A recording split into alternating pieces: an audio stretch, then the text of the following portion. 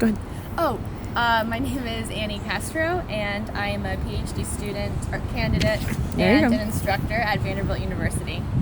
Okay. So we'll start off with the first question. What does Zora Neale Hurston mean to you? Zora Neale Hurston is one of the most perplexing and engaging literary figures, cultural figures that I work with and study, and I return to her over and over again. And there's something really magnetic about her work, and actually something magnetic about the confounding nature of working on her material. Particularly, I've been working on her ethnographic and anthropological material. Okay. And it's even harder for me to separate the person from the work in that case, and so it's just even tougher for me. But anyways, so I think that's what she is for me, and she's also as problematic as she is, and as that work is. It's interesting, and it's a good read. A lot of it's a good read. Even Tell My Horse, which is not understood as a good read, I find it to be one. So that's what she means to me. Okay. So how do you see Hurston using text to capture orality? Okay. So particularly in Mules of Men, where she has more quotes of the persons, her subjects. I see her using, without a doubt, dialect, which is very well known for doing that. I see her changing the layout of the actual page in order to capture orality, particularly in there's one sermon where I see her doing that. She also talks about it, funnily enough, and she includes things like these anecdotes about the difficulty of textually capturing orality. And there's this really fun one that I won't go into too much, but it talks about telling a girl to write a clucking sound, like to a mule, and it just writes clucking sound. It's funny, and so she talks about it in her own work, even while she's doing it. She also uses a glossary, an index, which is something that is questionable to a lot of people when you're doing ethnographies. I would say that even her glossary leaves things up to question.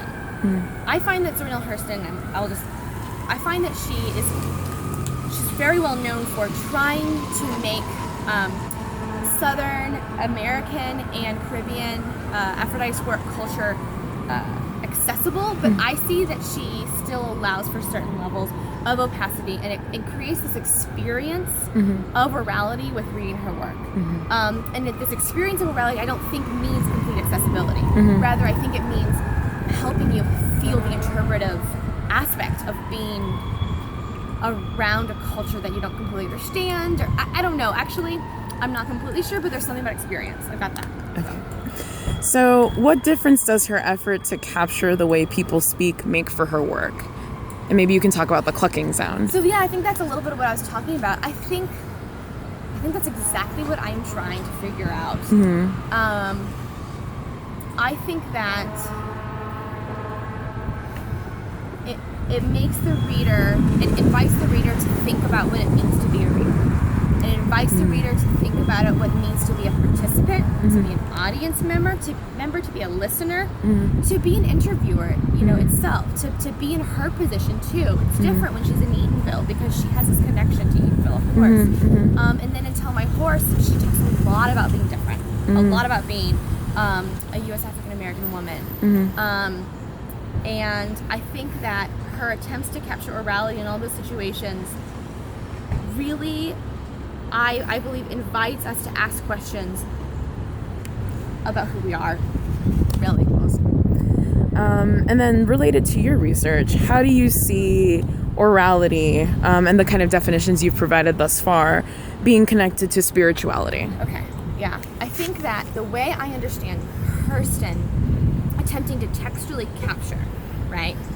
Textually capture what it is to be actively participating in an oral experience, an oral and oral experience.